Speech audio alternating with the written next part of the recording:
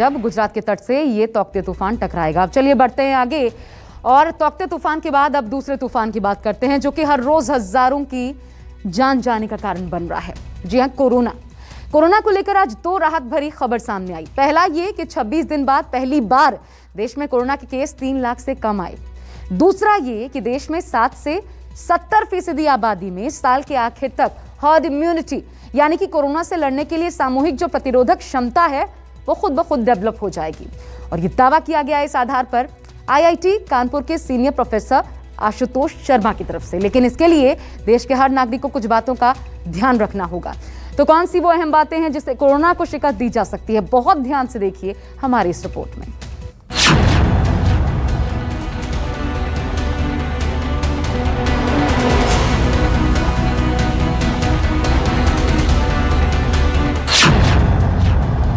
बड़े पैमाने पर वैक्सीन लगाओ, जल्द हर्ड इम्यूनिटी बनाओ।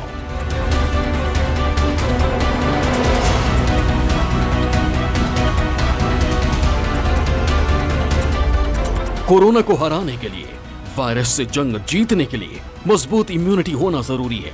मजबूत इम्यूनिटी होगी तो कोरोना का खतरा कम होगा। वायरस का अटैक हो भी गया तो रिकवरी जल्द होगी। लेकिन कोरोना के आ रहे नए नए म्यूटेंट्स इस थ्योरी को पलट रहे हैं। वायरस के नए नए स्ट्रेन मिल रहे हैं। वायरस म्यूटेंट हो रहा है, यानी किलर वायरस बहरूपिया बन गया है।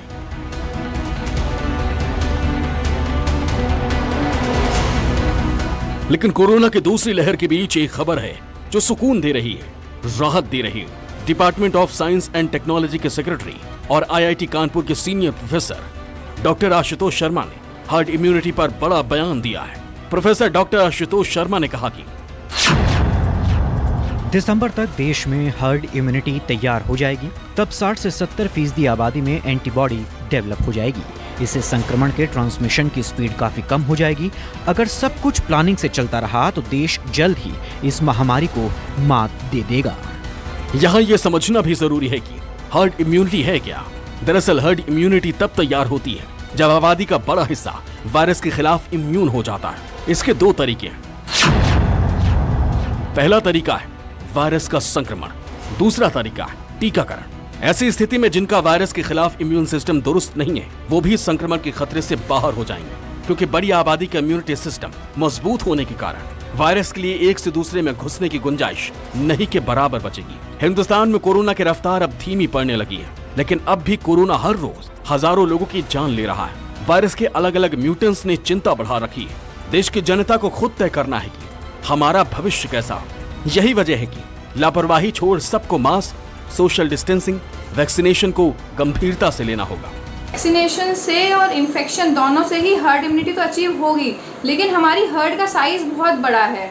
हमें हर्ड इम्यूनिटी करने के लिए कम से कम 80 करोड़ लोग या तो इन्फेक्ट हों या फिर वैक्सीन हो जिससे उनमें एंटीबॉडीज डेवलप हों। इसलिए हर्ड इम्यूनिटी डेवलप होने में बहुत टाइम लग रहा है अभी, लेकिन वैक्सीनेशन से इम्यूनिटी डेवलप होगी, हर्ड इम्यूनिटी की तरफ हम बढ़ेंगे। भारत में कोरोना की रफ्तार अभी जानलेवा है, जबकि ब्रिटेन, अमेरिका जैसे देशों ने तेजी से फैल रहे कोविड पर काबू पा लिया है। अमेरिका और इजराइल में तो लोगों के चेहरे से मास्क तक हट चुके हैं, और ये सब हुआ है टीकाकरण के वजह से ही। ऐसे में हिंदुस्तान में भी कोरोना को हराने और हर्ड इम्यूनिटी के लिए वैक्सीनेशन बहुत जरूरी है, लेकिन वैक्सीनेशन की रफ्तार में अब भी हम काफी पीछे हैं। इजराइल दुनिया का पहला ऐसा देश है जिसने अपनी करीब 80% आबादी का टीकाकरण कर लिया है। चीन अपने 29% लोगों को कोरोना वायरस की वैक्सीन दे चुका है। अमेरिका में करीब 37% लोगों का वैक्सीनेशन हो चुका है। ब्रिटेन में करीब 30% वैक्सीनेशन हो चुका है, जबकि 130 करोड़ से ज्यादा आबादी वाले हिंदुस्तान में अब तक करीब 13% वैक्सीनेशन हुआ। हिंदुस्तान को भी अपनी वैक्सीनेशन रफ्तार बढ़ानी होगी। कोरोना के बाद बन रही एंटीबॉडीज कुछ महीनों में खत्म हो रही है। ऐसे में टीकाकरण ही वो संजीवनी है जिससे बहरूपीय वायरस का अंत किया जा सकता है। Bureau report, news 24। नमस्कार, मैं हूं मानक गुप्ता। अगर आपको हमारा ये वीडियो पसंद आया हो तो इसे लाइक और शेयर जरूर करें, और हाँ, हमें सब्सक्राइब और फॉलो करना ना भूलें ताकि आप देश और दुनिया की कोई खबर मिस ना करें।